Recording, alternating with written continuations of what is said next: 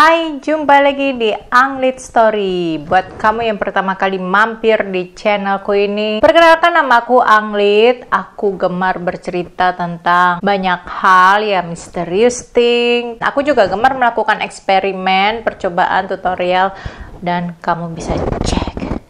Kali ini aku lagi mau membacakan cerita seram di Instagram. Sebenarnya ini adalah tugasnya Inang Lasmamora, tetapi Inang Lasmamora bilang tidak mau melakukan hal ini karena ini terlalu creepy, terlalu seram, dan dia sudah cukup membacakan cerita chat horornya si Aiken. Kali ini dia cuma mau yang lucu-lucu saja, jadi diserahkan ke aku. Aku yakin pasti banyak di antara kamu yang memakai Instagram. Karena menurut data yang aku peroleh itu sampai Januari 2021, pengguna Instagram cuma di Indonesia saja, bukan di total semua penggunanya ya. Itu ada sekitar ya nyampe 100 jutaan user. Dan yang terpenting, kita ngopi dulu.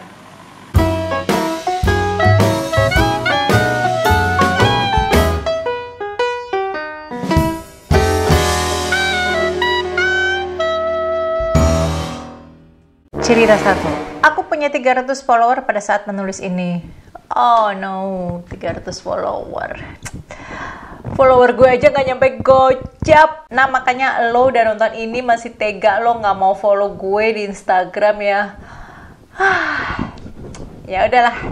Aku tinggal di kota yang penduduknya cukup banyak. Tapi aku tidak begitu mengenali orang yang tinggal di lingkunganku ini. Pada suatu malam, sewaktu aku sedang menonton TV, tiba-tiba handphoneku bergetar. Ada notification masuk dari Instagram yang menyatakan kalau aku punya follower baru yang bernama Holly. Aku pun segera mengecek profil si Holly ini dan menemukan kalau dia adalah gadis pirang yang sangat cantik dengan 5.000 follower, dan dia punya sekitar 50 foto yang semuanya tampaknya begitu nyata. Biasanya nih kalau aku habis mendapat follower baru, aku sering ngeliat profil mereka apakah mereka nyata atau tidak, karena kan ya ada juga ya orang yang buat account fake itu cuma buat stalk. Di foto dia ini ada sekitar 600 likes dan ada juga banyak komen yang aku rasa dia nggak kenal itu siapa yang mengomentari dia tentang begitu cantik posenya, begitu cantik wajahnya, memberi komentar dengan emoji hearts dan sebagainya. Sebelum aku follow dia balik, ternyata dia DM aku duluan. Hai, biasanya aku nggak sembarang follow orang, tapi aku lihat kalau kamu itu cute dan menarik. Jadi sebenarnya sudah beberapa cewek sebelum dia itu bilang aku cute, tapi menurutku itu biasa saja. Aku jawab si Holly ini dengan bilang, makasih, kamu juga cute. Lalu selanjutnya kami terlibat percakapan yang panjang lebar tentang fitness, tentang sekolah, dan sebagainya.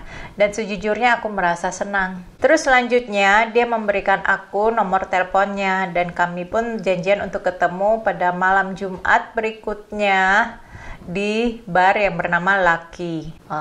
Untung sekarang bukan malam Jumat. Kemudian di malam Jumatnya, oh ya, aku sebelumnya belum pernah janjian ketemu dengan cewek lewat Instagram. Tetapi si Holly ini terlihat sangat cantik banget dan aku jadi penasaran untuk melihat dia langsung. Lalu aku pergi ke Lucky dengan mengendarai mobilku. Di parkiran, aku SMS dia memberitahu kalau aku sudah sampai. Dan aku mencoba menelpon dia tetapi tidak diangkat. Beberapa saat kemudian, SMS dari Holly masuk. Dia bilang kalau mobilnya mogok dan dia butuh bantuan. Aku berkali-kali membaca apa yang di SMS itu benar atau tidak. Aku telepon dia, tetapi tetap dia tidak mau angkat. Dan malah dia mengirim aku SMS yang memberikan lokasi dia sedang ada di mana. Aku nggak jawab. Aku buka Instagramnya dan ngecek profilnya lagi. Dia tampak begitu nyata. Aku lihat ada teman dia yang tag fotonya dan memberi komen. Ya, aku harus meyakinkan diri kalau dia ini nyata. Kemudian aku membalas SMS-nya dan mengatakan kalau aku akan datang ke sana untuk menjemputnya. Aku pun pergi ke lokasi yang dia beri. Lokasi itu agak jauh, gelap, dan bukan tempat yang aman buat mobil yang mogok. Ada hutan di pinggir jalannya. Lalu aku melihat ada mobil berhenti di pinggir jalan tepat di samping hutan itu dengan cap mobil terbuka. Aku pun berhenti tidak jauh dari mobil itu dan mencoba melihat apakah ada orang di dalam mobil itu, tetapi tidak terlihat karena kaca filmnya terlalu gelap. Kemudian aku telepon Holly, tidak diangkat lagi. Barulah aku menyadari kalau di sana tidak ada sinyal. Aku pun turun dari mobil dan menyadari kalau mobil itu adalah Nissan Altima dan mulai berjalan mendekatinya. Ku ketuk kaca tetapi tidak dibuka. Lalu aku maju ke depan untuk melihat mesinnya. Apakah Holly sudah mencoba untuk memperbaikinya, tapi ternyata dia tidak melakukan apa-apa. Aku mulai kehilangan kesabaran dan aku SMS Holly bilang kalau aku mau pergi saja. Waktu aku jalan ke pinggir mobil itu, aku melihat kaca jendelanya turun. Kemudian aku lihat ada tangan keluar dari kaca dan melambai ke arahku, mengajakku untuk ke sana mendekat. Barulah aku menyadari kalau tangan itu bukan tangan wanita. Aku pun teriak, "Pergi sana!" Dan segera aku berlari memasuki mobilku dan menghilang dari situ secepatnya. Dari kaca spion aku lihat kalau mobil Nissan Altima itu mengikutiku. Dia mematikan lampunya dan aku pun mengikuti dia mematikan lampu mobilku. Aku mencoba berbelok sebanyak mungkin, mencoba menghilang dari dia. Setelah sekian lama aku berhasil. Kemudian aku sampai di rumah. Begitu sampai di rumah aku cek lagi profilnya Holly dan ternyata aku sudah diblok dia. Aku mulai periksa-periksa apakah benar ada seorang gadis yang bernama Holly. Dan ternyata memang benar Holly itu ada. Cuma tampaknya akunnya Holly ini sudah dihack orang. Aku berharap semoga tidak ada korban lain seperti aku yang terperangkap akan kecantikan Holly. Tuh, kamu jangan sembarangan ketemu orang lewat Instagram lagi. Hati-hati ya. Cerita 2. Aku punya akun di Instagram dengan 1100 follower. Aduh, sedih banget, follower gue dikit banget. Ya udah, lanjut deh. Aku buat Instagram profilku ini mudah dicari sehingga orang dapat menemukanku dan dapat likes serta komen. Ada satu orang yang meresap di ingatanku. Aku ingat komennya pertama kali di fotoku sewaktu aku sedang foto di pantai dan dia memberi komen api, 3 emoji api. Dia cuma punya 3 foto, 80 follower dan 200 orang yang dia follow. Satu diantaranya adalah aku. Selanjutnya, dia selalu kirim komen di tiap foto yang aku post. Pada suatu ketika setelah aku post foto, dia tidak ada kirim komen. Tapi 2 hari kemudian dia kirim DM. Dia bilang, "Hey, aku cuma mau bilang kalau kamu begitu menarik walau aku 30 tahun lebih tua dari kamu. LOL. Laughing out loud." Seharusnya aku diamkan saja waktu itu, tetapi aku membalasnya, "LOL, makasih." Terus dia kirim lagi, "Aku mau seorang demi ketemu kamu. LOL." Terus aku jawab, "Makasih," dan berharap semoga dia tidak kirim DM lagi. Tapi ternyata dia kirim lagi. "Mungkin suatu hari nanti aku ketemu kamu." LOL. Aku pun tidak menjawab. Ya, apa salahnya sih kalau punya follower, ada yang likes, ada yang komen, gratis, pikirku saat itu. Lalu suatu ketika aku ada post foto aku bersama adikku Carol sedang di depan rumahku. Langsung kirim komen yang isinya, "Kamu dan adikmu cantik." Creepy banget gak sih? Langsung aku hapus komennya dan blokir orang itu. Suatu hari, aku dan adikku sedang di rumah sendirian. Aku sedang kutek kukuku di kamar mandi saat aku dengar ada suara mobil parkir di luar rumah. Aku pun melihat keluar dan memerhatikan ada mobil yang warna dan bentuknya tidak begitu jelas karena terhalang pohon. Rumahku letaknya di jalan buntu, jadi tidak begitu banyak kendaraan yang lalu lalang. Tak lama kemudian, aku pun pergi. Aku tidak pamit kepada adikku yang saat itu sedang main laptop. Karena ya biasanya memang seperti itu. Aku paling cuma kirim SMS yang kasih tahu kalau aku pergi keluar sebentar. Aku pergi ke rumah temanku yang sedang ada pesta. Di sana aku cuma minum segelas bir karena aku tidak mau mabuk, karena aku nyetir. Begitu aku sampai di rumah, aku lihat kalau mobil itu masih ada di sana. Saat itu pukul 12 malam lewat. Seketika aku merasa ketakutan. Sampai aku mau masuk rumahku, kunci terjatuh. Aku tidak berani untuk mengambilnya, jadi aku memencet bel berkali-kali dan berharap semoga adikku cepat membukakan pintu. Tetapi dia tidak kunjung datang. Kemudian aku membungkuk mencari kunci rumah dan mendapatinya ada di atas keset. Cepat-cepat aku buka pintu dan aku tutup. Tapi sebelum ku tutup, ku lihat lagi mobil itu. Tampaknya seperti ada yang sedang mengawasiku. Setelah itu aku naik ke atas ke kamarku. Kulihat pintu kamar adikku terbuka lebar dan lampunya padam.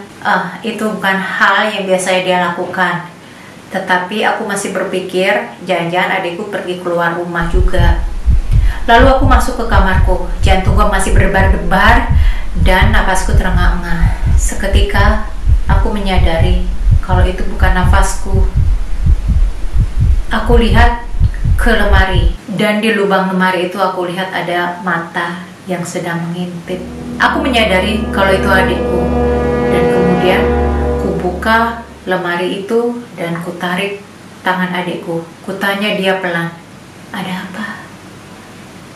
Adikku tidak menjawab. Dia hanya menaruh jari di bibirnya, menyuruhku diam. Lalu ku lihat ada orang sedang berdiri di depan pintu kamar adikku. Cepat ku tarik tangan adikku dan kami pun pergi keluar secepatnya. Kurasakan getaran orang itu mengikuti kami. Lalu aku masuk ke dalam mobilku dan ku kunci. Aku lihat orang itu sudah ada di samping mobilku dan dia mencoba membuka pintu mobilku, tapi beruntung sudah ku kunci tadi. Kulihat wajahnya. Ya, dia adalah orang yang stalking aku. Kemudian orang itu mencoba memecahkan kaca jendela mobil dengan sikunya. Adikku menjerit sekuatnya dan aku membunyikan klakson seheboh mungkin supaya ada tetangga yang mendengar dan keluar untuk menolong kami. Kemudian orang itu terkejut, lalu dia pun lari ke arah mobil yang tadi parkir, kemudian menghilang. Aku harus memastikan kalau orang itu sudah pergi dan tidak ada lagi di sekitar rumahku. Baru kemudian aku dan adikku turun dari mobil dan kami masuk ke rumah. Ku telepon orang tuaku dan polisi. Polisi pun datang. Mereka memeriksa bagaimana cara orang itu masuk, yaitu melalui jendela yang tadi aku intip. Jendela itu terbuka dan dia manjat naik masuk ke dalam. Aku lihat profil orang itu sudah tidak ada. Dia sudah menghapus profilnya. Tetapi meski begitu, lognya masih tertinggal. Jadi Instagram dapat melihat siapa orang itu. Cuma sayangnya, aku tidak hafal siapa nama dia. Jadi hal itu tidak sangat membantu. Sejak kejadian itu, aku private settingan Instagram aku. Dan aku menyeleksi siapa orang yang request untuk follow aku. Ngeri banget gak sih? Aku jadi trauma untuk post foto lagi. Ya iyalah, dapet stalker kayak gitu. Cerita 3. Sudah hampir 3 kali seminggu aku mendengar ada suara di luar jendelaku. Suara itu seperti kayak. Aku bilang ke ayahku dan dia memeriksanya, tapi katanya tidak ada apa-apa. Ya dia pikir itu mungkin seperti dugaanku, serangga. Suatu malam aku dapat SMS dari temanku. Ya sebenarnya aku cuma kenal dia aja, karena dulu kami pernah sekelas. Katanya, aku tidak tahu apa kamu masih kenal aku, tapi kita dulu pernah sekelas. Aku cuma mau bilang kalau aku nggak sengaja nemuin ini, dan aku yakin kalau kamu nggak sadar, ini sangat mengganggu. Terus di bawah SMS itu ada link yang aku klik, ternyata mengarah ke Instagram profile yang namanya JP Unofficial. Ya, JP itu adalah inisial namaku dan profile picture-nya adalah fotoku. Lebih mengganggu lagi, ternyata ada 45 fotoku yang semuanya candid, diambil entah oleh siapa, entah bagaimana caranya.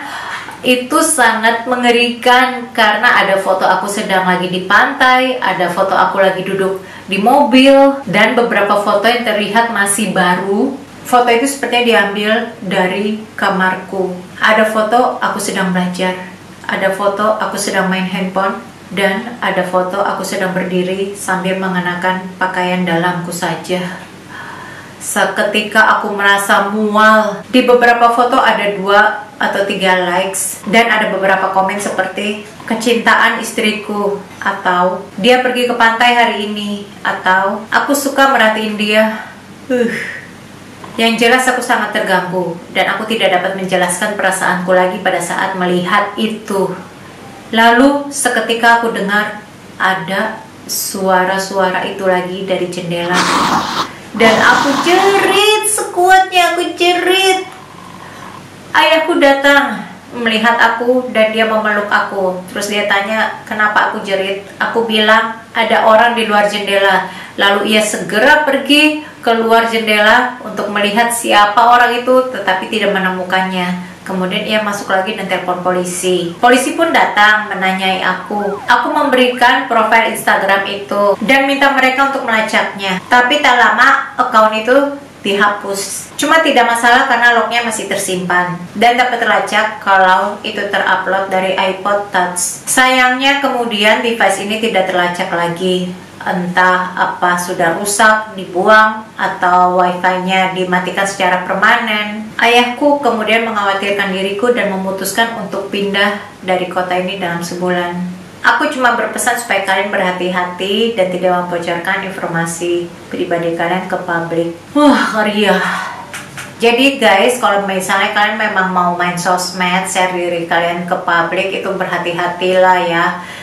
Ya, ada beberapa aturan yang kalian harus tetapkan. Yang pertama, jangan kalian post foto dengan pakaian seragam sekolah, atau kalian foto di depan sekolah, atau foto di depan kendaraan kalian. Tidak usah kasih hashtag, karena dengan hashtag memudahkan orang untuk melacak kalian. Tidak usah juga kasih nama asli ya, karena selain kepanjangan susah ngapalinnya, dan data kalian juga yang lebih kesebar. Tidak usah foto nilai, tidak usah foto rapot, tidak usah fotoin anak-anak kalian yang mungkin kelihatan gemes dan lucu pakai seragam sekolah. Tidak usah, itu demi keselamatan mereka yang mungkin paling disimpan sendiri aja ya. Kalau kalian bepergian, tidak usah cepet-cepet upload foto. Sebaiknya kalian upload foto ya beberapa hari setelah kalian di rumah. Karena banyak juga loh kejadian ada pencuri yang bisa datang masuk ke dalam rumah setelah dia tahu pemiliknya keluar dari rumah berhari-hari lewat foto. Jadi dia tahu pemiliknya sedang liburan. Tidak usah cari jodoh lewat sosmed. Kamu lirik aja tuh yang ada di sebelah kamu. Siapa tahu masih jomblo. Dan yang terpenting kalian harus berpikir safety first. Oke, terima kasih sudah nonton. Jangan lupa like dan subscribe.